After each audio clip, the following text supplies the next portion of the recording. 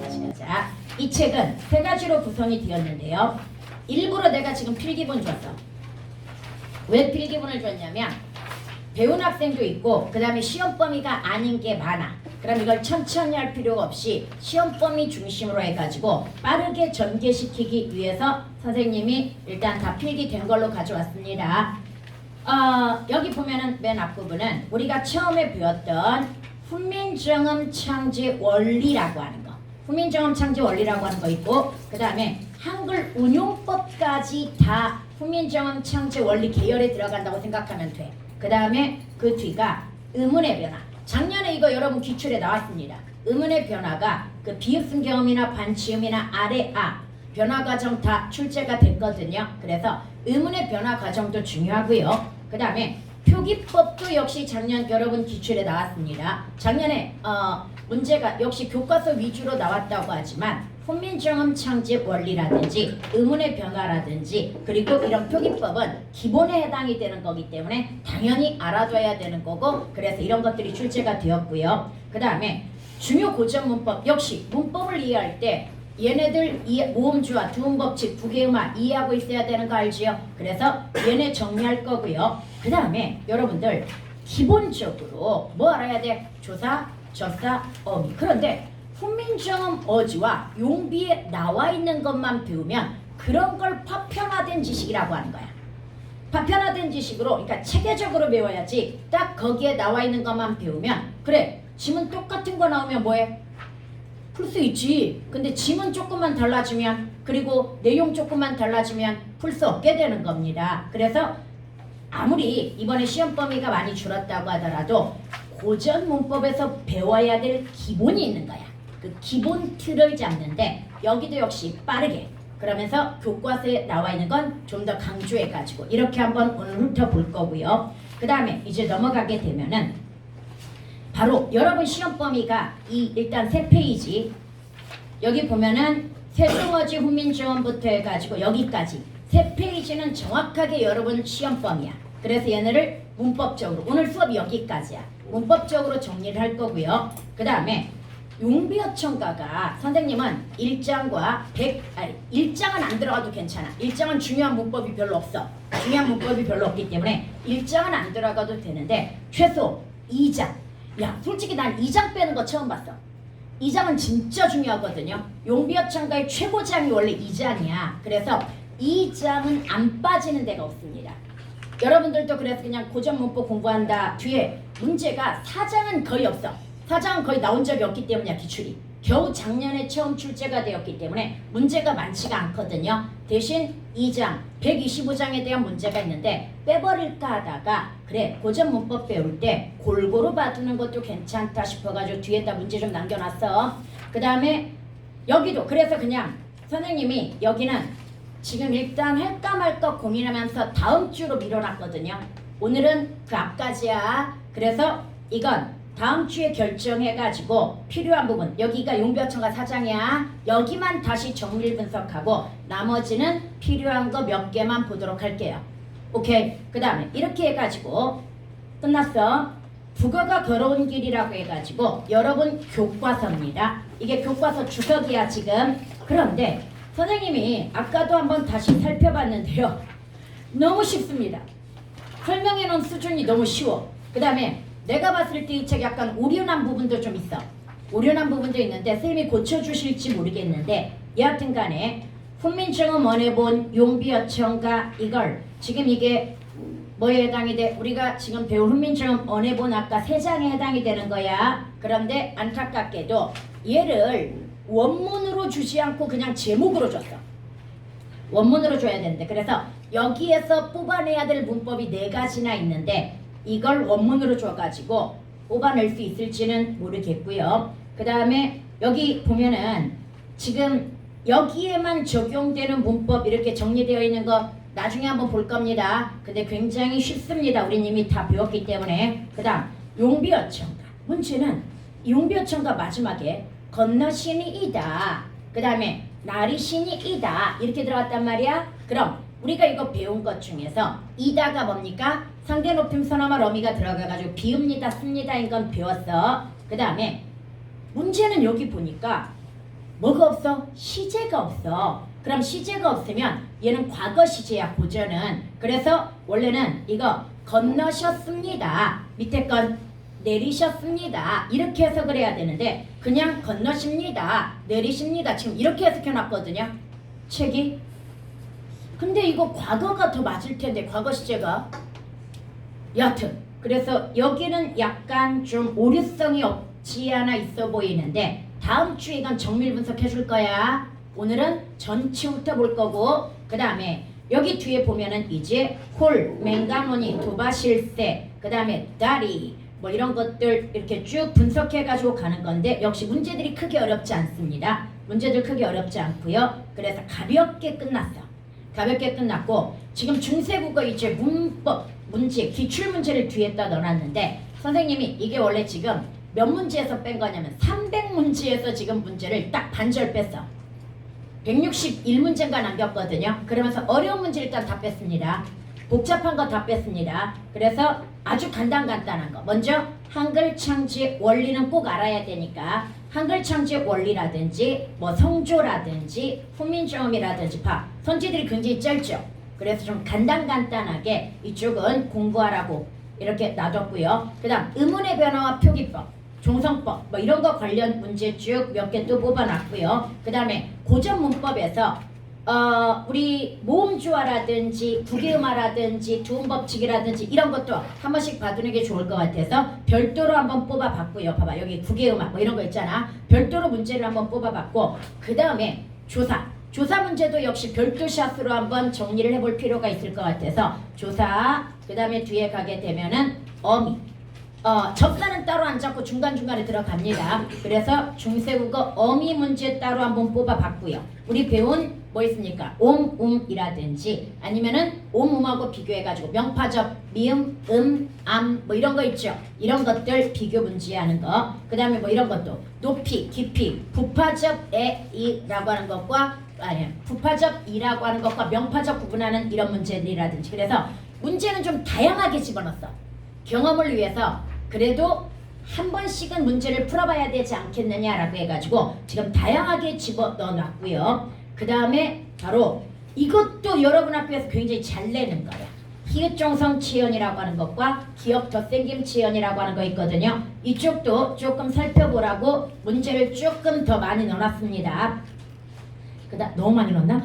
그 다음 어두지항구 문제 넣어놨고요. 그 다음 어휘의 변화도 중요합니다. 그래서 어휘의 변화 우리 형태 변화, 어휘의 사멸, 이동, 축소, 확대 기억나죠? 얘네들 한번 집어 넣어봤는데 이렇게 그래서 여기까지가 기초문제야. 지금 89문제가 기초문제야. 그리고 이 뒤에가 이제 실전.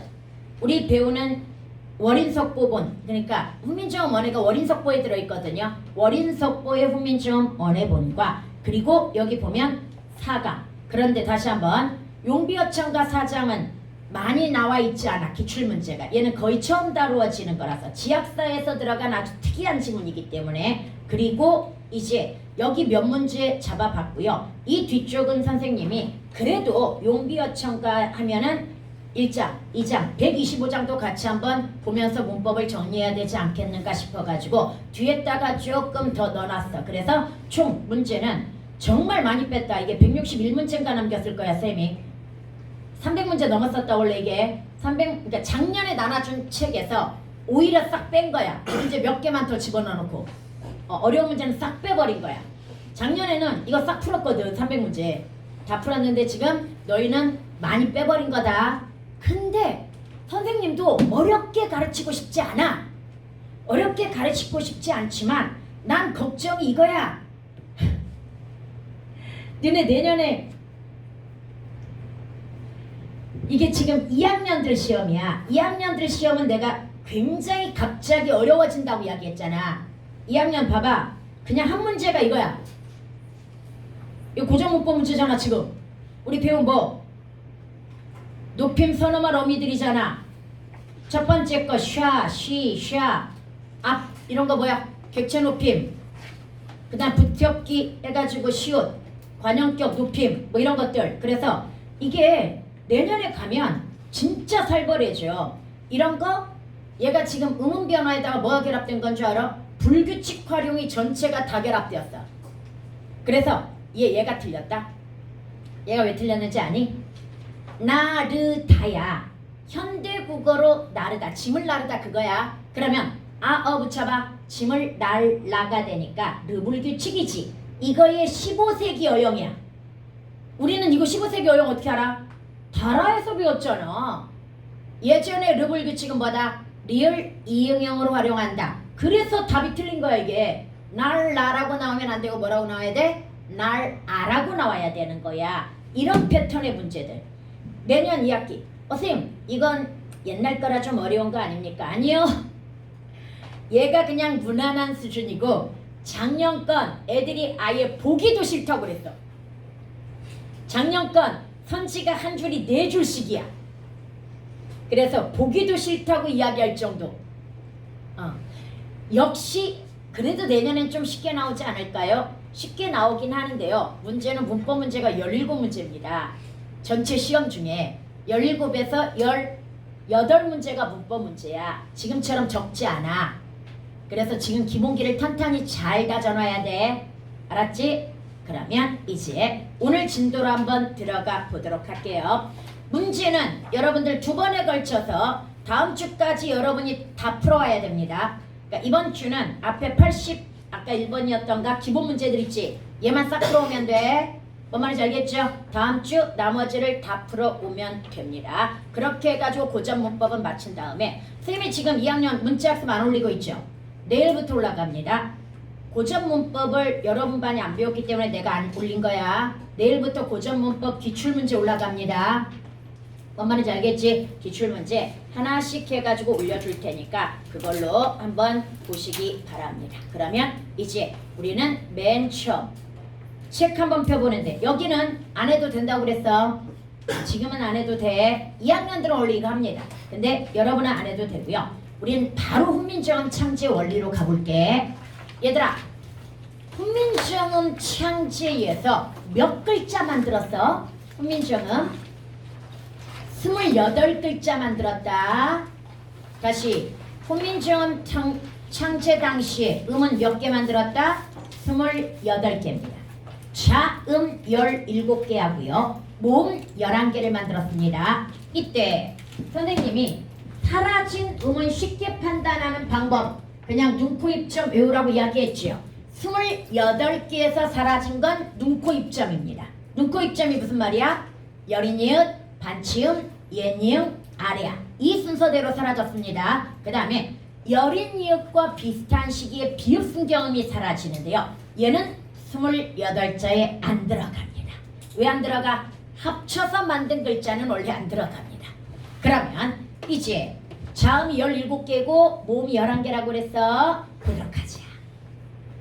우리가 이용어는 기억하자. 아까 우리 책에도 훈민정음 언해본이라는 말이 나왔어. 그 언해본이 뭡니까? 원래 훈민정음은 지금 한글 옛 명칭이기도 하지만 책 이름이기도 해. 그런데 원래 이거 사용설명서야. 훈민정음 사용설명서인데 한문으로 처음에 썼거든요. 만들 때 해례본이라고 그래. 한자로 쓴 걸. 그런데 이걸 59년 세조 때 뭐 한 거야? 한글로 번역한 거. 그래서 우리가 보는 건 사실 훈민정음 창제 당시 문헌이 아니야.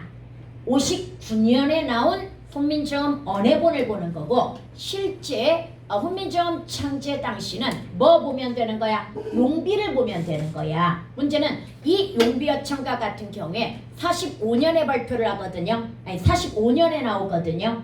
훈민정음 실험본이야 이게. 한글을 만들어 놓고 실험을 해가지고 쓴 글이 바로 뭐다? 용비어천가라고 생각하면 되고요. 그럼 용비어천가와 훈민정음의 가장 결정적 차이. 여러분 용비에는 동국정원식 한자음 표기가 들어가지 않습니다. 그런데 어디에는 들어가? 훈민정음 언해본에는 들어갑니다. 그 다음에 받침. 철저하게 훈민정음 언해본은 8종성법이야. 물론 우리는 용비도 뭐라고 그래? 그냥 중세국어로 퉁쳐가지고 팔종성법이라고 얘기합니다. 그러나 얘는 예외가 많습니다.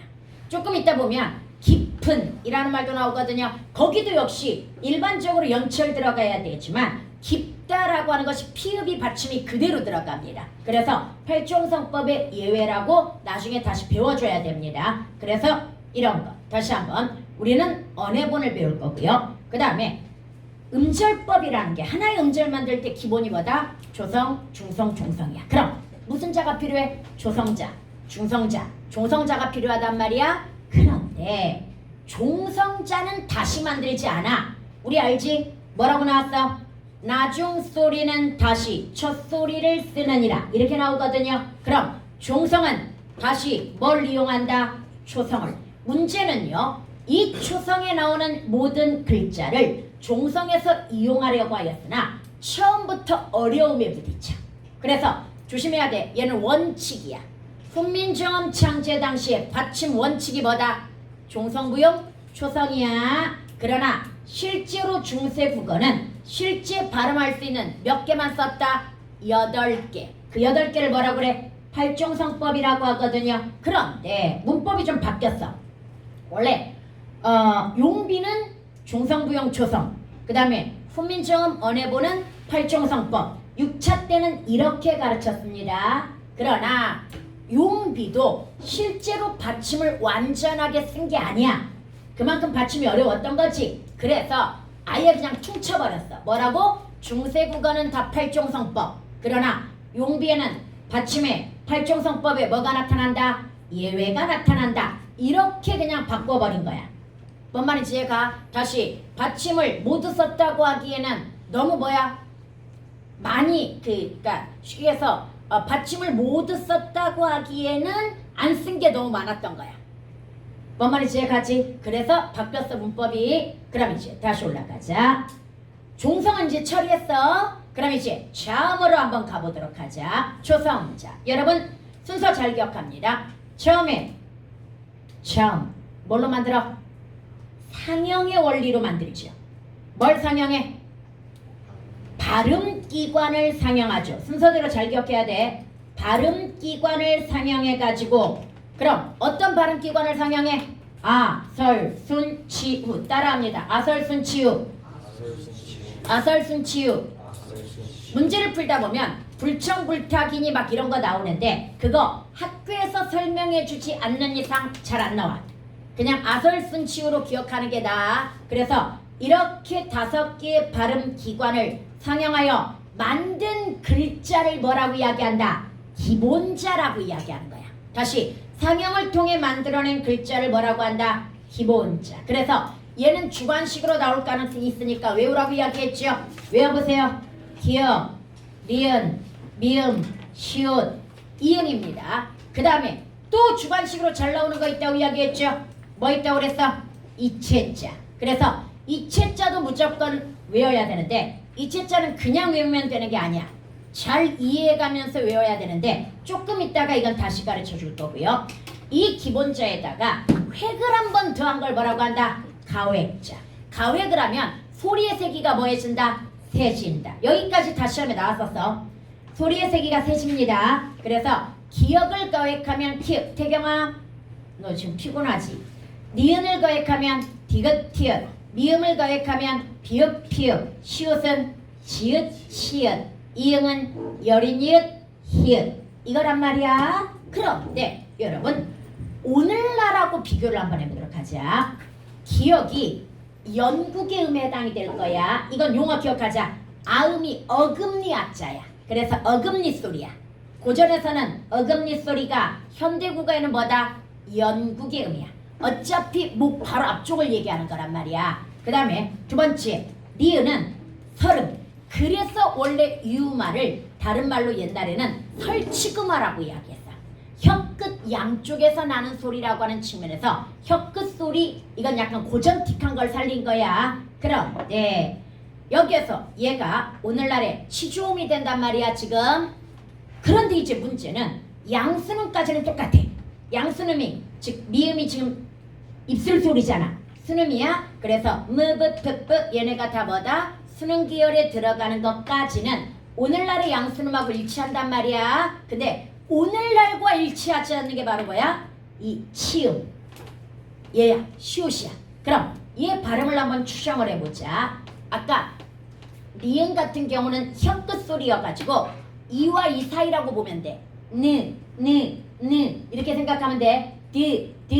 물론 위디를 살짝 건들기는 하지만 르 이거란 말이야. 그런데 시옷 같은 경우 오늘날 걸 먼저 발음을 해보자. 오늘날도 똑같잖아. 오늘날 지금 니은 위치에서 나잖아. 다 똑같잖아. 이해갑니까? 그런데 옛날의 시옷은 시음이라고 해가지고 윈 이의 더 위쪽이야. 윗 잇몸 소리라고 생각하면 되거든요. 그래서 혀를 올려줘. 스르 이거야. 스르 그리고 여기에서 지금 가획대 가지고 만들어진 것이 즈치거든요. 그런데 오늘날은 즈치지만 옛날에는 얘네도 시옷과 같은 기본자와 같으면 더 위치가 같아. 그래서 뭐라고 발음하면 돼? 치 이런 식으로 발음이 됐을 거야. 뭔 말인지 알겠죠? 뭐 이런 식으로 발음이 되었을 텐데 발음이 쉬워 어려워. 그러면서 얘네가 싸운 것 같아 내가 보기에는. 그래서 시옷은 아래쪽으로 내려오면서 어디로 합류하게 돼? 디귿 쪽으로 합류하게 되는 거야. 이해갑니까? 그리고 지읒은 꼴도 보기 싫다고 하면서 더 위로 올라가 버린 거야. 그래서 지금은 다시 중세국에서는 이렇게 발음했을 거야. 근데 오늘날은 이렇게 발음하고 지읒, 치읒 위로 올라가 버린 거야. 이게 어떤 문제를 발생시킨다고 그랬어 나중에? 어떤 문제? 시옷과 디귿의 위치가 같아졌잖아. 받침에서 얘가 구분이 된다 안 된다? 안 돼가지고 결국 근대 국어에는 실종성법으로 변화한다고 이야기했지요. 기억납니까? 그 문제가 바로 이 문제야. 여기서 다시 원래 시옷은 뭐였다? 치음이었고 이걸 가획한 게 뭐였다? 지읒과 치읒이었는데 현대국어에서 시옷은 뭘로 내려왔다? 치주음, 니은 계열로 내려와 버린 거야. 디귿 계열로 내려와 버린 거고 그 다음 지읒과 치읒은 좀 더 올라가서 뭘 만들었다? 구개음을 만들게 되는 거야. 얘만 현대국어에서 되게 많이 달라진 거야. 발음이. 뭔 말인지 알겠지요? 그 다음 마지막 조심합니다. 이 이응과 그 다음에 여러분들 이 옛니응 조심하라고 그랬죠. 옛니응은 뭐의 이체자야? 기역. 아음의 이체자야. 얘가 이응하고 비슷하니까 자꾸 이응 계열로 내려주려고 하는데 안 돼. 이건 오늘날에도 마찬가지야. 발음 가능한 이응은 뭐다? 연구계음이야. 크크크엉 쌤이 이렇게 외웠잖아. 크크크엉이라고 해가지고 발음 가능한 건 옛날이나 지금이나 다 뭐다? 연구계음 아음에 해당이 되는 거야. 뭔 말인지 알겠죠? 그 다음에 이쪽은 봐봐. 마지막에 목구멍 후음인 이 이응은 여린 이응과 히읗을 만들게 나는데 어차피 여린 이응 사라졌고요. 여기에다가 발음 불가능한 이응도 어차피 사라졌어. 그래서 남은 건 현대국어 뭐밖에 없어? 히읗밖에 없어. 여기까지 해갔죠? 그럼 여기까지 해가지고 다시 이체자 기억의 이체자가 뭐다? 옛니응이야. 니은의 이체자가 뭐다? 리을이야. 이체자가 뭔데? 기본자와 달리 특이하게 만든 문자. 다시 기본자와 달리 특이하게 만든 문자를 뭐라고 한다? 이체자라고 이야기합니다. 그 다음에 시옷의 이체자가 반치음입니다. 색칠해놓은 건 주관식으로 굉장히 잘 나오기 때문에 외워야 됩니다. 이해갑니까? 그 다음에 이제 여기까지 이제 다시 기억하자. 처음에 뭐의 원리? 상형의 원리에 의해서 발음기관을 상형하여 아설순치 위에 기역, 리은, 디귿이 왜 나와? 기역, 리은, 미음, 시옷, 이응이라는 뭘 만든다? 5개의 기본자를 만들어 여기다가 획을 더해가지고 소리의 세기를 더해서 뭘 만들어? 가획자를 만들어. 그 다음에 이 기본자와는 다르게 특이하게 만든 아음의 이체자 옛니응이 있고요. 설음의 이체자 리을이 있고요. 그 다음 치음의 이체자 반치음이 있다. 이런 정도 기억해야 돼. 그리고 여기까지가 바로 그 17개야. 28자에 들어간다는 17개가 여기까지야. 그럼 그 다음 단계가 뭐야? 합쳐서 만드는 단계야. 다시 그 다음 단계가 뭐다? 합쳐서 만드는 단계. 그럼 합쳐서 만든다라고 하는 것은 두 가지가 있어. 자음은 병서와 연서가 있어. 병서가 뭔데? 나란히 쓰는 거야. 그래서 같은 글자를 나란히 쓰는 걸 뭐라고 그래? 갑자병서. 그 다음 서로 다른 글자를 나란히 쓰는 걸 뭐라고 그래? 합용병서. 여기까지 같이. 그런데 자음은 합쳐서 만드는 방법이 하나 더 있어. 연서법. 연서가 뭐야? 이어적기라고 해가지고 수능 따라합니다. 메베페페 메베페페. 이 아래 뭘 이었어? 이응을 이었으면 입술 가벼운 소리 한자, 입술 순자, 가벼울 경자, 소리 음자, 순경음 4개를 만들어내는 거야. 그 중에 시험에 진짜 잘 나오는 게 뭐라고? 비읍순경음이라고. 그런데 비읍순경음은 중요도에 비해서 어디에 들어가지 않는다? 28자에 들어가지 않는데 원래 합쳐서 만든 건 안 들어간다고. 그럼 모음도 합쳐서 만든 걸 합용이라고 그래. 다시 이쪽 자음에 합쳐서 만든 두 가지가 뭐다? 병서와 그 다음에 연서가 있어. 그 다음 모음 합쳐서 만드는 걸 뭐라고 한다? 합용자라고 이야기해. 얘네들은 28자에 들어간다 안 들어간다? 안 들어간다. 일단 여기까지 뭔 말인지 알겠죠? 여기까지 이해를 해두도록 하고 그럼 이제 중성자로 가볼까요? 여러분 중성자는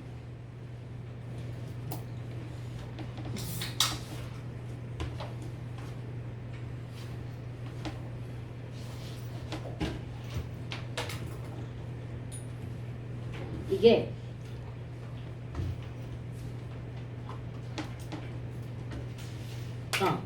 얘는 작년 2학년 거거든요.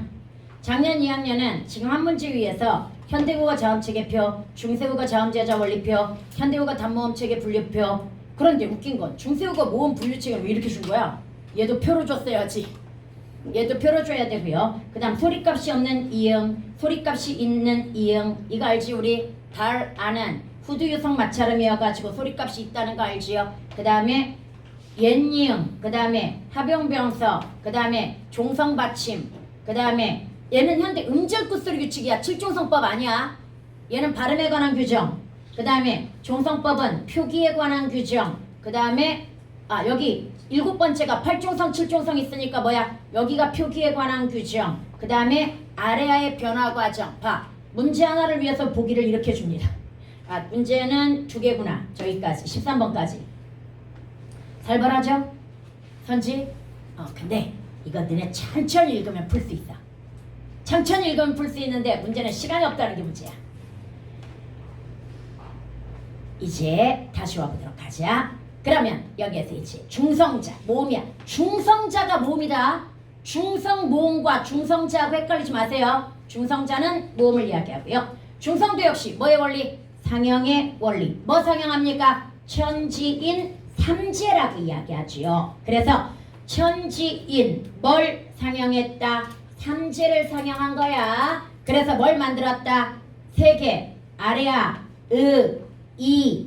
하늘을 상형한 게 뭐다? 아래야. 땅을 상형한 게 그 다음에 사람을 상형한 거 이. 이렇게 세 글자를 만들었어. 얘가 기본자야. 언제나 상형자가 기본자야. 다시 상형자가 뭐다? 기본자야. 그런데 여기 이제 봐봐.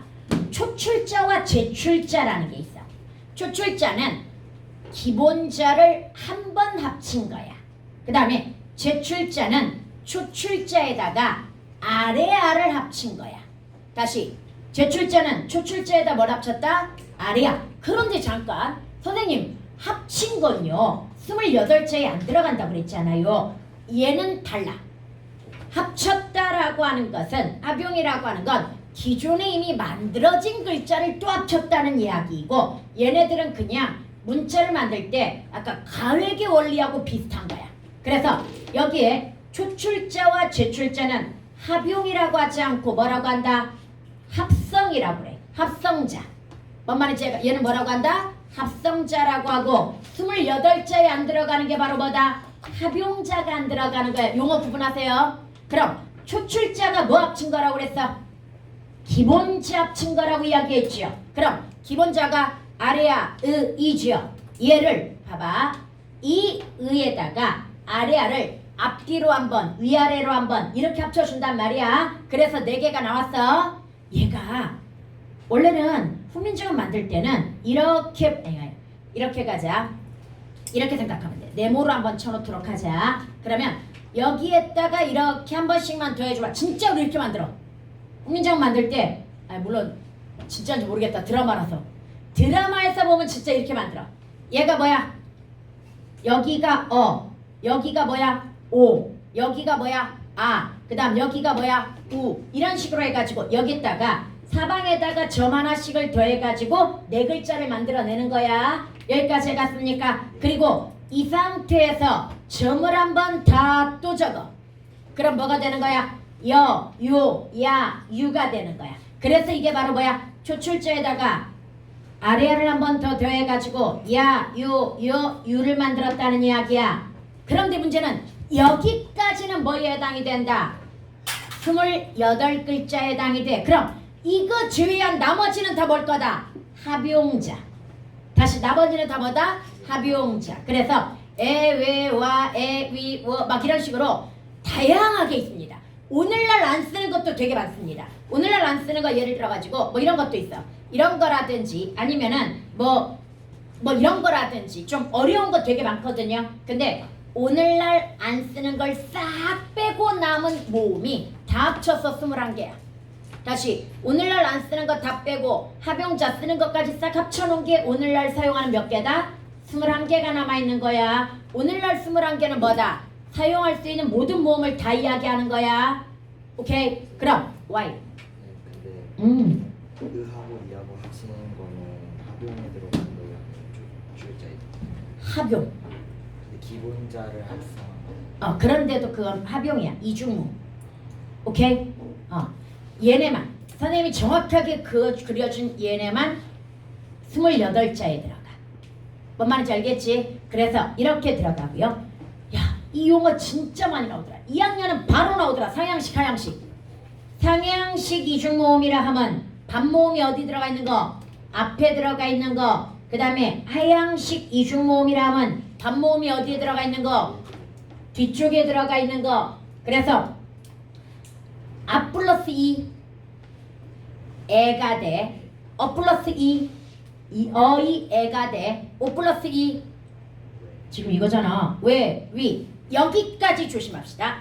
얘는 중세국어에서는 이중모음입니까? 단모음입니까? 이중모음입니다. 다시 중세국어에는 뭐야? 이중모음이야. 중세국어 단모음은 7개밖에 없습니다. 뭐? 이 기본자와 초출자가 단모음이야. 다시 중세국어는 기본자와 뭐다? 초출자. 그래서 여기서 보자. 파란색으로 써놓은 거 이, 으, 어, 아, 우, 오, 아래아까지만 단모음이야. 그런데 16세기 말에 아래아의 음가가 뭐돼? 소실이 된단 말이지. 그러면서 18세기에 애가 단모음화 되고요. 그 다음에 현대국어에서 위, 오해가 단모음화 됩니다. 물론 위, 외는 현대국어에서도 이중모음 허용합니다만은 원칙은 단모음이야. 그럼 현대국어에서 위, 외는 뭐 된 거야? 단모음화 됐지만 중세국어는 뭐라는 사실? 이중모음이라는 사실 기억해야 돼. 그래서 하향식 이중모음이라고 하는 거야. 반모음이 뒤에 와 있는 이중모음들 이거야. 대표적으로 의도 마찬가지고 아래야 이도 마찬가지고. 물론 현대국어 관점에서 의에 대한 논란은 있습니다. 둘 다 뭐야? 기본자에 해당이 되기 때문에 뭘 반모음으로 봐야 될지에 대한 논란이 현대국어에서는 있어. 그러나 일단 두 개 합쳐서 뭐 만들었다? 이중모음 만들었다라고 하는 거. 이해갑니까? 그러면 여러분들 이렇게 해가지고 모음까지 만들었어. 이거 잘 기억해야 돼. 근데 문제 풀다 보면 많이 나와. 이제 문제 풀면서 익숙해지면 됩니다. 원칙 잘 알아두고. 그 다음에 아까 이야기했던 합쳐서 만드는 방법 2가지 뭐다? 연서법, 병서법이 있다고 이야기했습니다. 그리고 이건 이제 더 이상 안 할 거야. 따라합니다. 메베페페. 스놈은 발음이 무겁다고 생각을 했던 것 같습니다. 그럼 그때는 이런 발음도 필요하다고 생각을 해서 이런 발음은 어떻게 구분하지? 라고 고민을 해봤을 거야. 그래서 우리 세종대왕께서 얘들아 이 아래다가 이응을 넣은 것들은 가볍게 발음을 하도록 하자 이렇게 약속을 하신 거야. 뭔 말인지 제가 다시 따라합니다. 무브페페. 그런데 좀 더 가볍게 발음하려면 아래다 이응을 넣어가지고 순경음을 만드는 거야. 그래서 발음을 그래서 나중에 미음 순경음 같은 경우는 발음이 안 돼. 거의 발음이 안 되는 지경까지 가버리거든요. 그래서 바로 이런 식으로 순경음을 만들었어. 이 중에 뭐가 문제라고 그랬어? 비읍 순경음이 문제인데 얘는 뒤에 가서 별도로 배워야 된다고 그랬다. 변화 과정을 얘는 좀 이따 배울 거고요. 그 다음에 이제 병서로 가볼까요? 병서는 다시 한번 각자 병서가 뭐가 있다? 합용병서가 있는데 원칙적으로 중세국어에서 합용병서를 받침에 쓸 수 있다 없다? 없어. 그런데 받침에 합용병서가 나왔어? 그럼 뒤에 걸 뭐라고 생각해라? 문법적인 기능을 가진 무엇이라고 생각해라.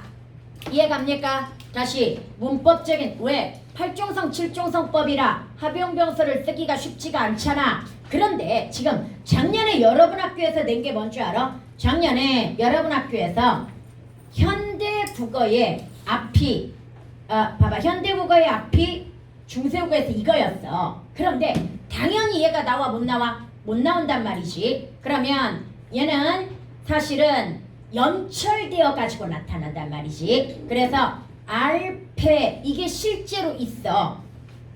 이렇게 나온단 말이야 중세국어에서. 그런데 문제는 얘가 지금 연철이잖아. 연철인데 거듭적기를 예로 냈어 학교에서. 난 이해가 안 가. 거듭적기를 예로 내면 안 되지. 거듭적기를 어떻게 냈냐면 쌤이 거듭적기 뭐라고 가르쳤어? 연철 한번 한 다음에 앞에다가 받침 한번 뭐 해라? 더 적어라. 그러나 뭐 조심해라. 8중성 고려해가지고 조심해가지고 적어야 된다. 그럼 앞에 피읍의 대표민 피읍. 그래서 얘가 원래는 거듭적기 이렇게 써야 되는데 어쩌고저쩌고 이렇게 문제 나왔단 말이야. 근데 이게 실제로 중세국어에서 가능했나? 왜 이걸 예로 냈지? 그러니까 거듭적기 예로 이렇게 나왔단 말이야 지금 학교 시험에. 근데 중세국어의 원칙적으로 8중성법이기 때문에 받침이 문법적 의미가 아닌 이상 합용병서를 쓰는 것이 불가능하단 말이지. 물론 예외가 있었다고 쳐도. 그럼 예외로 내면 안 되고 원칙으로 내야 되니까 좀 쉬운 걸로 냈어야지. 이걸로 내가지고 애들 헷갈리게 만들고 말이야. 거듭적기 예로 이렇게 나왔어. 거듭적기 예로 이렇게 나왔는데 별로 좋은 예가 아니었다는 얘기야 기출에서. 여하튼 간에 원칙적으로 받침에 합용병서 쓸 수 있다 없다? 없다. 단 초성에는 합용병서를 씁니다. 그 초성의 합용병서를 뭐라고 한다? 어두전군이라고 이야기합니다. 다시 초성의 합용병서를 뭐라고 한다? 어두전군이라고 이야기한다. 여기까지 갔습니까? 몇 종류가 있다? 세 종류. 비읍기열과 비읍시옷기열과 뭐가 있었다? 시옷기열이 있었다. 이런 글자들 봐봐. 비읍시옷 쌀, 비읍디귿 뜻, 그 다음에 비읍시옷 쓸다, 그 다음에 비읍지읒 자, 뭐 이런 것들 있지.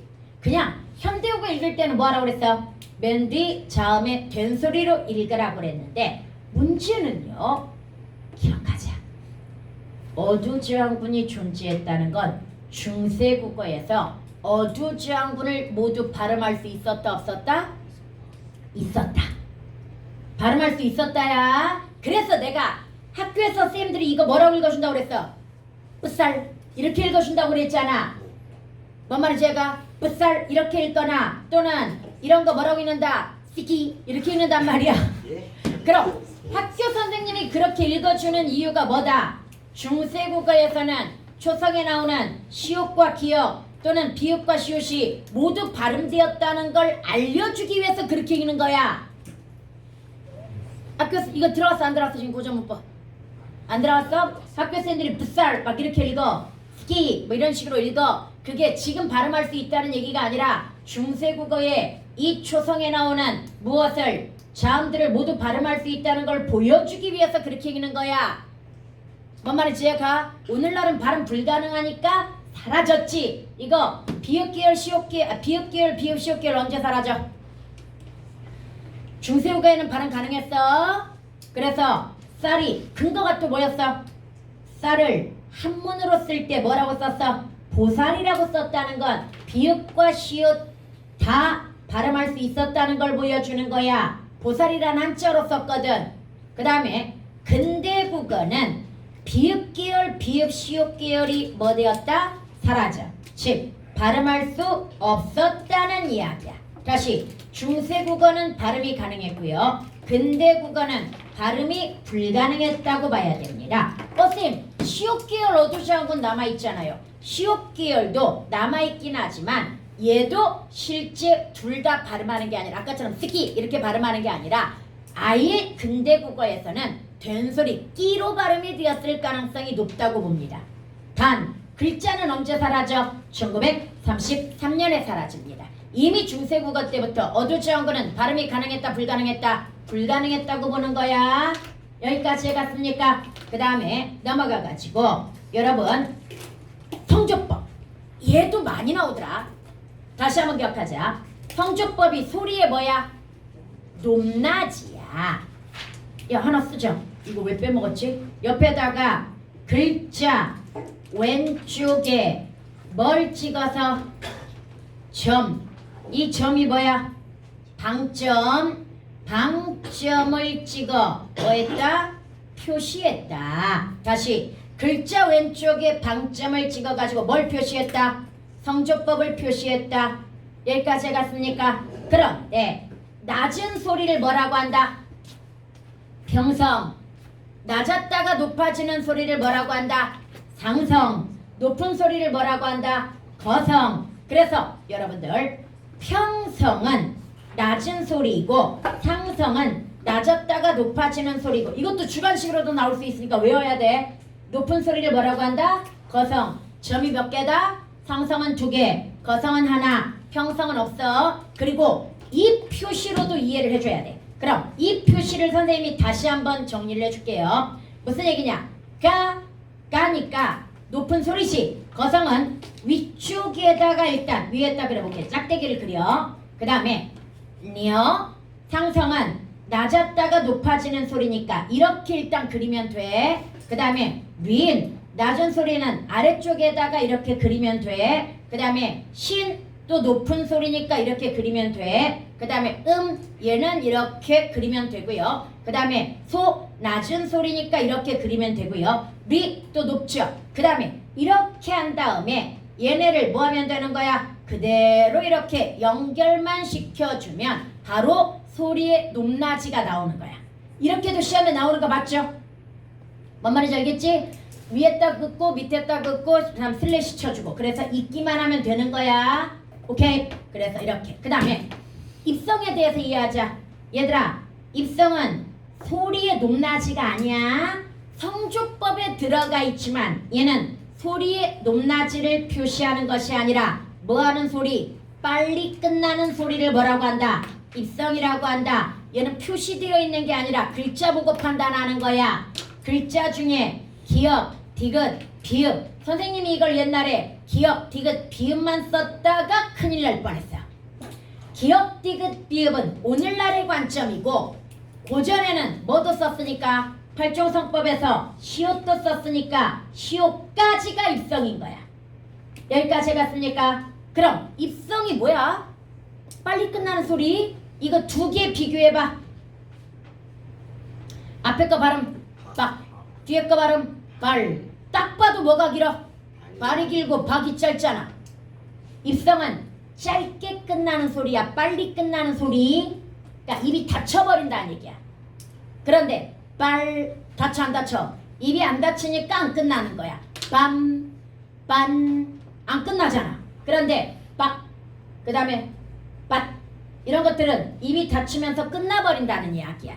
뭔 말인지 알겠죠? 그러면 여러분들 다시 한번 우리 국어에는 이렇게 28개의 문자를 초성과 중성으로 먼저 만들었어.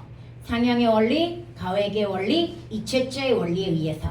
그리고 모음 같은 경우는 상형의 원리, 초출자, 제출자라는 합성의 원리에서. 그래서 28개를 만들었는데 뭔가 좀 부족했던 거야. 그래서 그 부족한 걸 메우기 위해서 이제 합친 거야. 그래서 그 합친 것들이 뭐가 있었던 거야? 병서. 자음은 병서 계열과 뭐가 있었어? 연서 계열이 있었던 거야. 그런데 병서는 각자 병서와 합용병서라고 하는 것이 있는데, 합용병서라고 하는 건 팔종성법의 제한으로 인하여 종성에서는 거의 쓰이지 못하고 어디에서 쓰였다? 초성에서. 초성에서 쓰이는 걸 특별히 뭐라고 한다? 어두제한군이라고 하는데, 이 어두제한군은 비읍계열, 비읍시옷계열, 그 다음에 시옷계열이라고 하는 것이 있었는데, 얘네는 중세국어에서는 모두 발음이 가능했지만 지금 해봐도 뒤지기 어렵잖아. 그래서 결국은 근대 국어로 넘어오면서 비읍계열, 비읍계열, 비읍시옷계열은 다 사라지고 시옷계열만 살아남았지만 발음은 거의 못하고 된소리로 발음되었을 거라고 추정을 한다.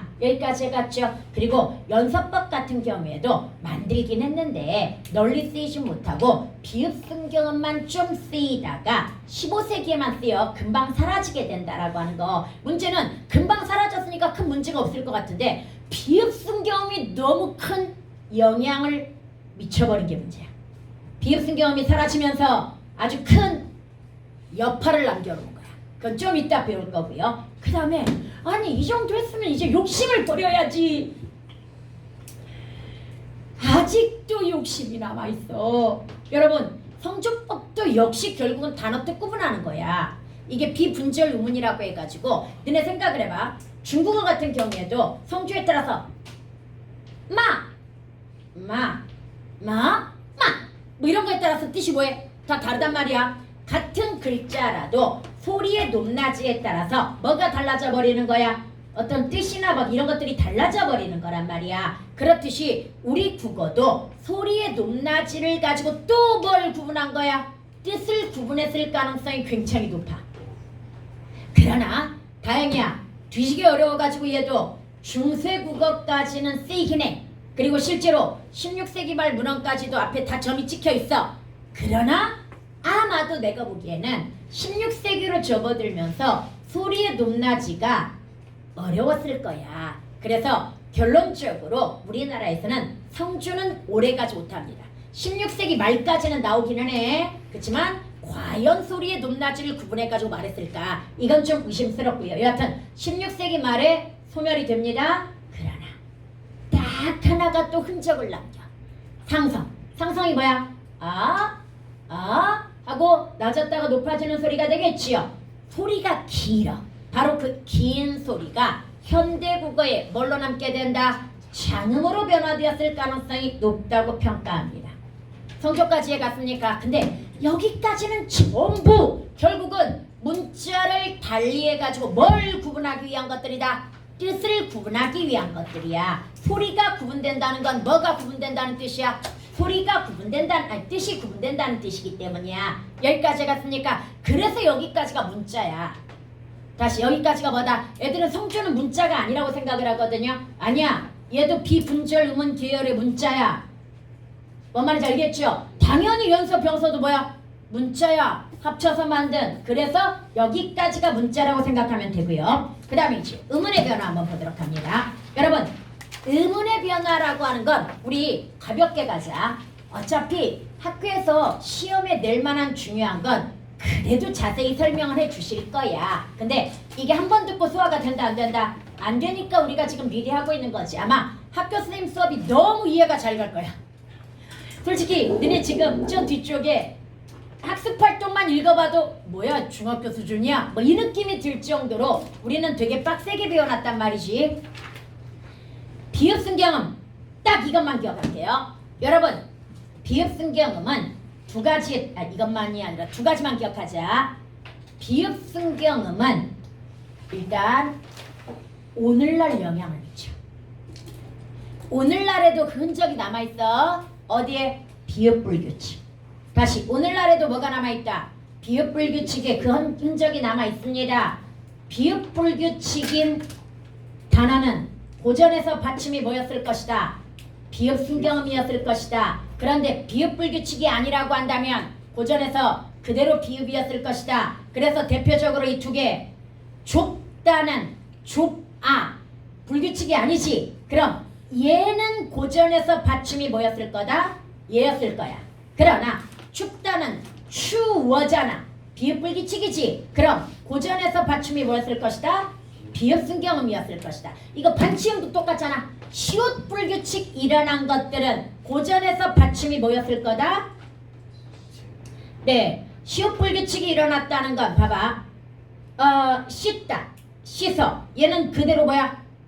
시옷 불규칙이 없으니까 받침이 중세음에서 시옷이었을 거야. 그러나 밥을 짓다, 밥을 지어. 시옷 불규칙이 일어났지. 그럼 얘는 고전에서 받침이 뭐였을 것이다? 반치음이었을 것이다. 이렇게 추정해 줘야 된다고 이야기했다. 오케이? 얘네 눈에 나왔어. 작년 내신에. 내가 이거 왜 나온다고 그랬어? 교평 때문이라고 그랬잖아. 교평에 이 문제가 그대로 출제가 되어가지고 그걸 내신에서 응용해가지고 되게 잘 낸다고 이야기했었지요.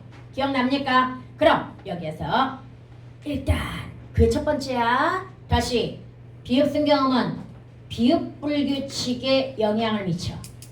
뭔 말인지 얘가. 그 다음에 또 하나.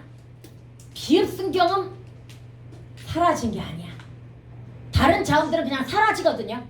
다른 모음도 아래야도 그냥 사라진 거거든요. 다시 다른 음운들은 다 뭐한 거다? 그냥 사라진 거야. 그런데 비읍 순경음은 변한 거야. 뭘로 변했다고 그랬어? 모음으로 변했습니다. 성전환 수술. 이게 문제라고 이야기했잖아. 다시 이거 진짜 획기적인 사건이기 때문에 원래 고전에서 비읍 순경음이라는 문자는 엄청 연구 대상입니다. 자음이 모음으로 변하는 게 쉬워? 되게 어렵단 말이야. 그러면 그렇다고 무조건 다 모음으로 변한 게 아니야. 비읍 순경음은 받침에서는 뭘로 변한다? 비읍으로. 다시 받침에서는 뭘로 변한다? 비읍으로. 근데 초성도 구분하지 마. 2학년은 구분해야 되는데 그냥 1학년은 오나 우라고 생각해. 다시 초성에서 무조건 뭘로 변한다? 오나 우로 변한다. 비읍 순경음은 단 좀 심화돼가지고 혹시 반모음 오나 우라고 하면 옆에 모음 있는 거 보면 돼. 옆에 모음 있으면 반모음인가 보다. 옆에 모음 없으면 반모음이 아닌 거지. 뭔 말인지 이해가? 그래서 그건 나중에 판단 문제고 그냥 우리 심플하게 받침에서는 뭐 비읍 그 다음 초성에서는 뭐 오나 우. 그런데 이거 안 하고 싶은데 할 수밖에 없는 이유가 있어. 부파접 이 앞에서는 탈락이거든요. 이거 왜 해야 돼? 우리 훈민정음 어제 이게 나와. 수비. 봐봐. 수비라고 하는 거 한번 보도록 하자. 수비니겨라고 했을 때 얘가 원래는 숲다야. 그 다음에 여기에다가 부파접 뭐가 붙었어? 이가 붙었단 말이야. 그래서 얘가 연철되어 가지고 뭐가 되었어? 수비가 되었을 거란 말이지. 그런데 16세기에 비읍 순경음이 뭐 한다고 그랬어? 변한다고 그랬지. 그런데 얘가 부파접 앞이야. 그럼 비읍 순경음 어떻게 해야 돼? 탈락. 뭐라고만 남아? 수이라고만 남겠지. 그리고 얘가 오늘날 뭐가 되었을까? 쉬. 그는 쉬 오지 않았다. 물론 요즘은 쉬라는 부사보다 쉽게라는 말을 더 많이 쓰긴 하지만 뭔 말인지 얘가. 그래서 이 변화 과정 이해갔습니까? 얘가 훈민정음 언해본에 나오기 때문에 부파잡 앞에서 비읍 순경음이 뭐 된다는 거? 탈락된다는 것까지 알고 있어야 됩니다. 뭔 말인지 이해갔습니까? 만약에 훈민정음 어지가 아니었다면 그냥 두 개만 알아도 돼. 받침에서는 뭐? 비읍, 초성에서는 오나우. 이 정도만 알아도 돼. 부파접 앞에서 이거 쓸 일이 얼마나 있겠니? 별로 없단 말이지. 그런데 수비 때문에 부파접 이 앞에서 뭘로 변한다? 그냥 탈락된다. 이것까지 알아야 된다고. 비읍 순경음의 변화 이해갔습니까? 그 다음에 아래아. 선생님이 왜 반치음부터 안 주고 아래아부터 줬어? 아래아가 더 중요하고 더 압도적으로 시험에 많이 나옵니다. 여러분 아래아도 쉽게 얘기하자. 16세기 말부터 발음이 어려워집니다. 봐봐. 아와 아래아를 비교해볼게. 아는 중간 발음이고요. 아래아는 혀를 안쪽으로 쫙 끌어당긴 안쪽 발음이야. 그래서 이게 아래아 발음이야. 그 다음에 두 개의 발음이야. 근데 뭐가 어려웠을까? 이 발음이 어렵지. 그래서 결국 아래어가 사라지는 거야. 둘째 음절 이하부터 사라진다고 그랬지. 그러니까 둘째 음절에서부터 발음이 힘들어지는 거야. 그래서 둘째 음절 이하에서 16세기 말에 뭘로 변한다?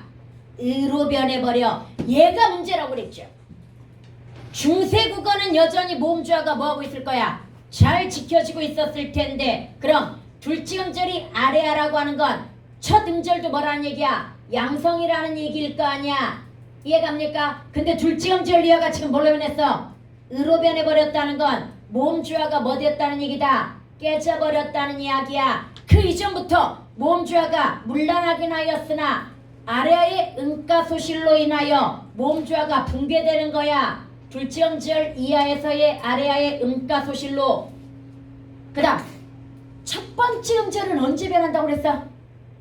18세기. 그래서 봐봐, 문제들 보면 다 둘 중에 하나. 이거 가을 아니면 마음, 이거 둘 중에 하나가 다 예로 나오는 거 알죠? 문제들 보면은. 그래서 다시 한번, 그런데 조심해야 될 거, 선생님 19세기나 20세기에도 아래가 나오던데요. 그건 표기.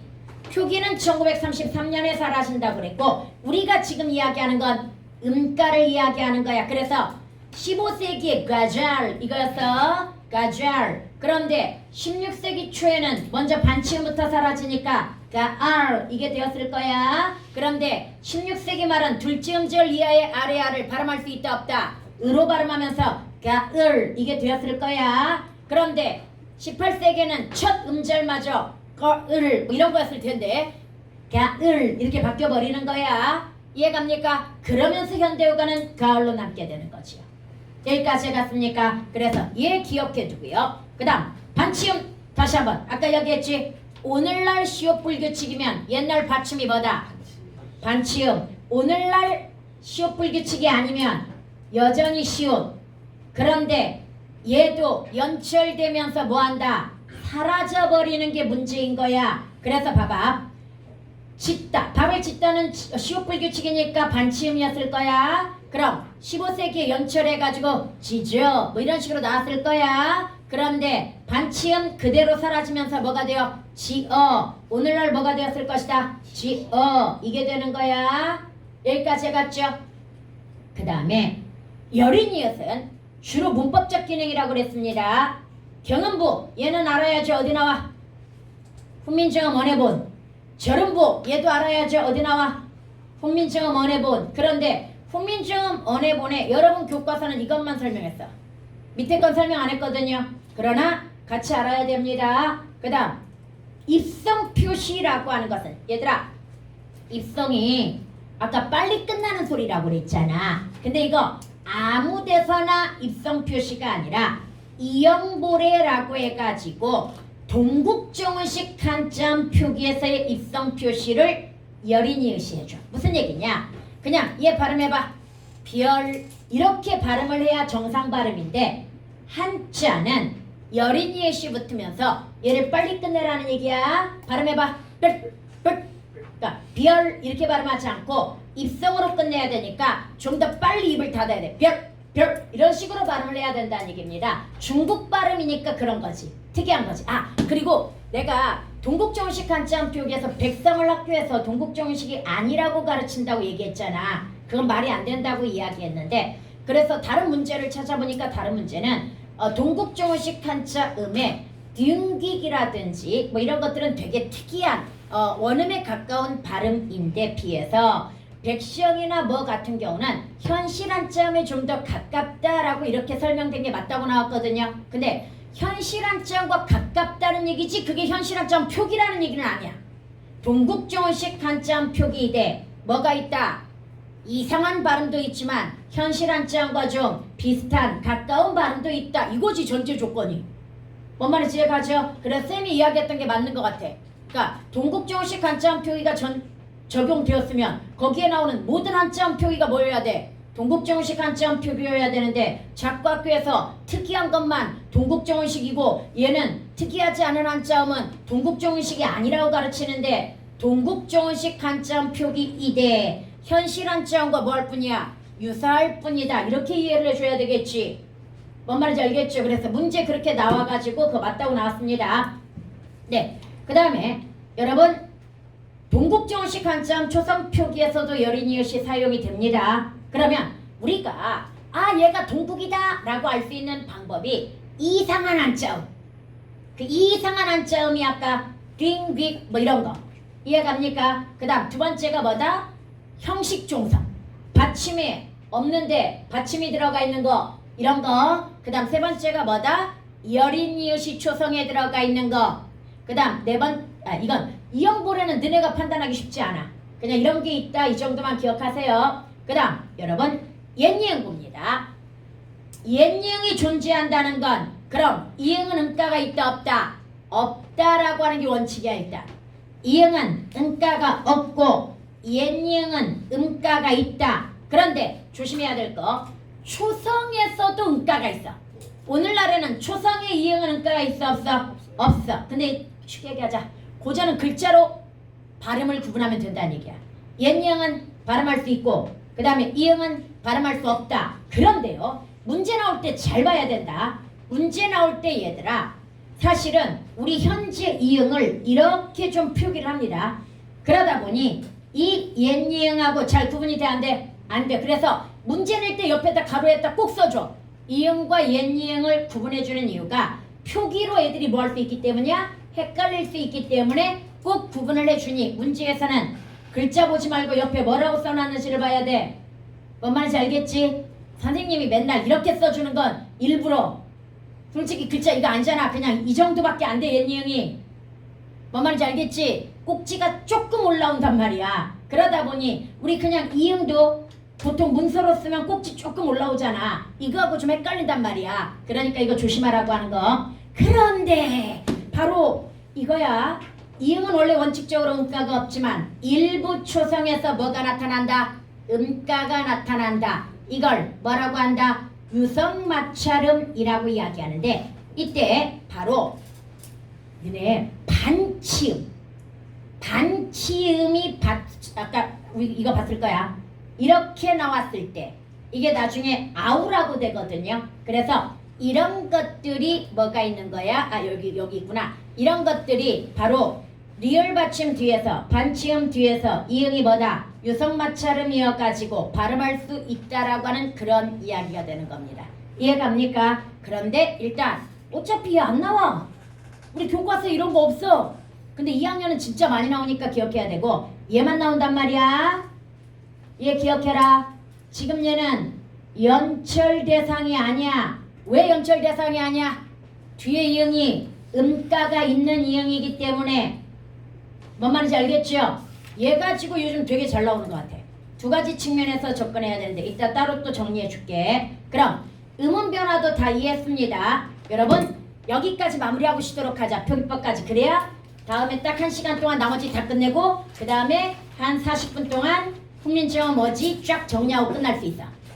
봐봐. 표기법은 이거 보자. 종성법을 보자. 훈민지음 창제 당시에는 받침 규정이 나중소리는 첫소리를 쓴다라고 해가지고 뭐였어? 종성부용 초성이었어. 그런데 옛날에는 용비어 첨가를 뭐로 봤다? 종성부용 초성으로 봤지만 지금은 그냥 중세우가 다 뭘로 퉁친다? 팔종성으로 퉁친 다음에 팔종성에서 벗어나는 거 나오면 뭐라고 본다? 그냥 팔종성법의 예외 이렇게 보는 거야. 그래서 원래 2장에 예외가 곧이 있었고요. 125장에 갓이 있었는데요. 여러분이 배울 4장에는 이게 있어. 뭔 말인지 제가 다시 여러분이 배우는 4장에는 깊은에서 이 깊이라고 하는 게 있어. 여기까지 이해 갔죠? 그래서 얘도 같이 기억을 해주세요. 얘도 뭐라고 봐야 돼? 그냥 팔종성법의 예외 이렇게 보라는 이야기야. 그 다음에 여러분들 그래서 중세국에서 팔종성법이라고 하는 건 받침에서 쓸 수 있는 게 몇 개다? 8개. 이때 받침에서 쓸 수 있다는 건 뭐 가능하다는 얘기야?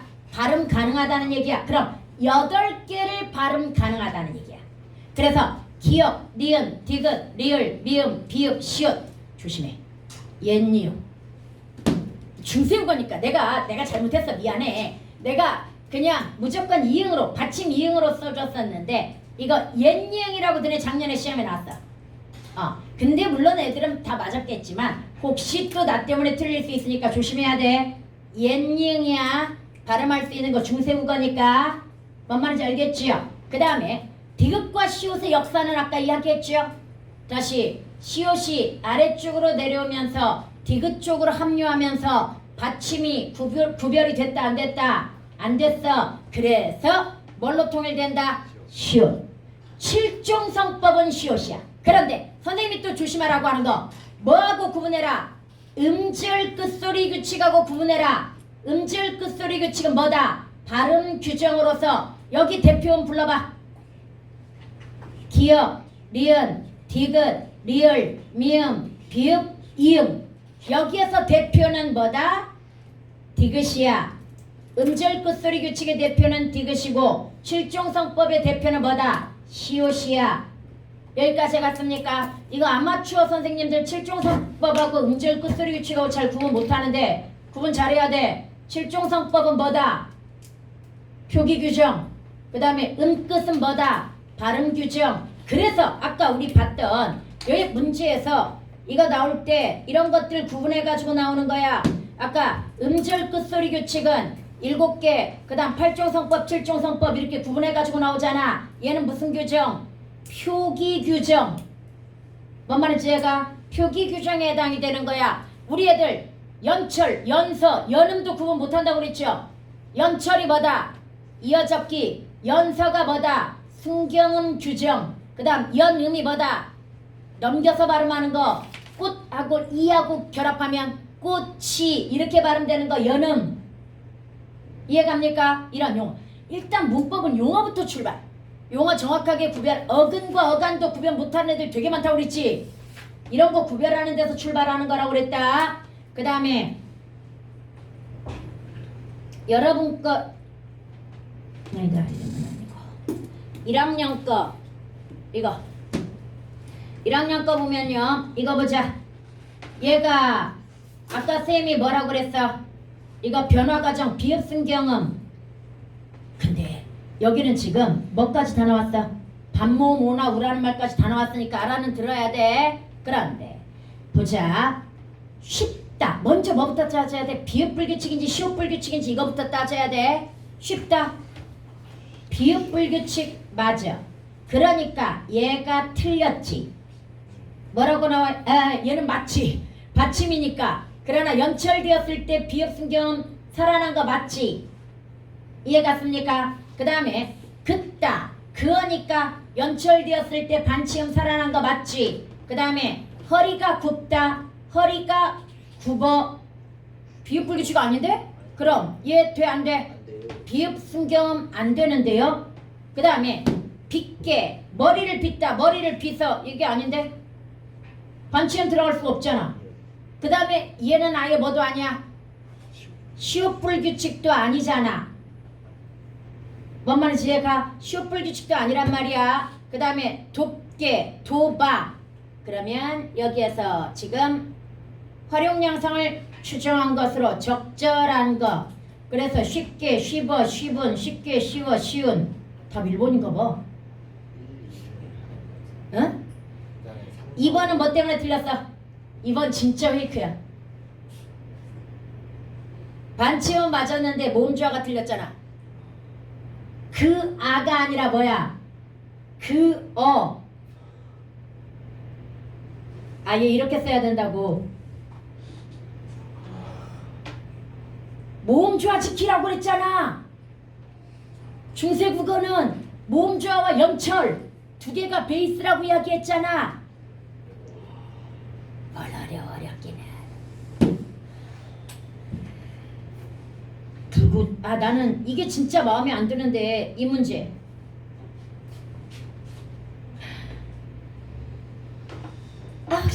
풀기 싫어. 아까 알페인데 나중에 보고. 그 다음에 이제 여러분 표기법. 그래서 간단하게 이어잡기 그냥 연철이라고 해가지고 소리대로 표기하는 거야. 소리와 표기가 같은 거. 그런데 좀 더 엄밀히 이야기하면 결합할 때 소리가 연음되어 가지고 소리대로야. 뭔가와 결합할 때 뭔 말인지 가죠. 다시 뭔가와 결합할 때 뭐다? 연음되어 가지고 소리대로 표기하는 거 연철이야. 그 다음에 거듭적기는 소리대로 표기한 다음에 뭘 한 번 더 써줘라? 받침을 한 번 더 써줘라. 이해갑니까? 그런데 받침 쓸 때 뭘 조심해라? 종성법을 조심해라. 왜? 중세 국어는 8종성, 그 다음에 근대 국어는 7종성이니까 얘를 조심해가지고 해줘야 된다고 그랬고요. 끊어적기는 일단 기본형을 뭐해서 적어야 된다? 살려서 각각을 다 살려서 적어야 되는 것으로서 선생님이 깊은 가지고 지금 이게 어디에 아까 용비 4장이 이렇게 나와서 문제야. 용비 4장은 지금 뭐가 안 된 거야? 그냥 대표음이 안 쓰인 거야. 지금 물 깊고 이렇게 나오거든. 그럼 뭘로 들어가야 돼? 비읍으로 들어가야 되는데 그대로 깊고 이렇게 나오거든. 그 다음에 깊한 연철. 그런데 깊한한 다음에 받침 비읍 한 번 더 써준 거 거듭적기 중철. 그 다음에 각각 원래 형태 그대로 살려준 거 분철. 그런데 뭐 이 정도. 오늘은 시간 없으니까 이 정도. 그 다음 동국정식 한자음 표기는 두 개만 기억하라고 그랬다. 뭐? 두 개만 기억하라고 그랬어. 이상적 한자음. 이상적 한자음이 뭔데? 중국 원음에 가깝게 발음한 대로 표기하기. 뭔 말인지 제가? 그럼 얘는 문제가 뭔데? 우리 현실 한자음과 다르다는 거. 다시 내가 기억해줬던가? 중국어 선생님이 어느 날 병훈이라는 아이를 불렀어. 병훈이라는 아이를 부르면서 중국어 시간에 모든 학생들을 이름을 중국어로 불러주는데 너는 부를 수가 없다. 그래서 나는 다르게 부르겠다. 그러나 너의 중국 발음은 너는 알아둬야 된다. 하면서 가르쳐줬어. 이 발음이 뭘까? 빙신이었어. 다시 병훈이가 중국 발음이 뭐다? 빙신이었어. 그래서 선생님이 수업 시간에 너를 네 이름을 중국 발음으로 부를 수 없다고 한 거야. 왜? 애들이 키득키득 웃을 것이기 때문에. 그런데 훈민정음 어지는 지금 뭐 했다는 얘기야? 빙신으로 썼다는 얘기야. 이게 무슨 말이야 지금? 병훈을 뭘로 썼다? 빙신으로 썼다. 중국을 뭘로 썼다? dwing기로 썼다. 뭔 말인지 제가? 그게 바로 이상적 한자음 표기인 거야. 중국 원음에 가깝게 표기하는 거. 뭔 말인지 제가? 중국 원음에 가깝게 표기했다는 것과 그 다음에 완벽한 글자, 조성, 종성, 종성이 결합된 완벽한 글자라고 생각하는데 종성이 없으면 뭘 넣어줬다? 형식 종성인 이응을 넣어줬다. 여기 두 개만 기억하면 돼. 학교에서 혹시 더 가르쳐주면 더 이해해도 괜찮겠지만 일단 이 두 개가 중점적입니다. 뭔 말인지 알겠지? 두 개만 기억하세요. 그 다음에 여러분들 여기까지 한 다음에 이것도 마무리 지어버리자. 모음 아니야 딱 5분이면 끝나. 여기는 모음 좋아. 양성은 양성끼리 음성은 음성끼리 모아서 발음하려고 하는 현상이지요. 그럼 양성이 뭐가 있어? 선생님이 두 개만 기억하라고 그랬잖아. 양성 아래야. 그 다음에 오. 그 다음 음성 우. 얘네만 기억하면 되는 이유. 절대 얘네가 합쳐지지 않아. 양성은 양성끼리니까 절대 얘네는 합쳐지지 않아. 글자 만들 때. 뭔 말인지 얘가? 그래서 아래야 오가 들어가 있으면 전부 뭐다? 양성. 그 다음 으어우가 들어가 있으면 전부 뭐다? 음성. 그럼 와는 당연히 뭐겠어? 양성이겠지. 그 다음에 위는 당연히 뭐겠어? 음성이겠지. 여는 뭐겠어? 이 플러스 어니까 음성이겠지. 이런 식으로. 뭔 말인지 알겠지? 다시 아래야 오가 들어가 있는 모음은 다 뭐다? 무조건 양성. 으어우가 들어가 있는 건 무조건 뭐다? 음성. 뭔 말인지 같습니까? 서우야 졸립나? 그래도 다 알고 있지? 여름방학 때 열심히 해서. 그 다음에 좋은 법칙. 얘는 이것만 기억해. 니냐니오니오니오니. 니냐니오니오니오니. 얘네들이 현대국어에서는 초성에 쓸 수가 없어. 그래서 이야 여유 유 예로 바뀌는데 고전 중세 국어는 두음 법칙이 있다 없다? 없으니까 뭐라고 나와? 니겨, 너겨, 니르고자 이렇게 나오는 거야. 이거 전부 어디 나오는 애들?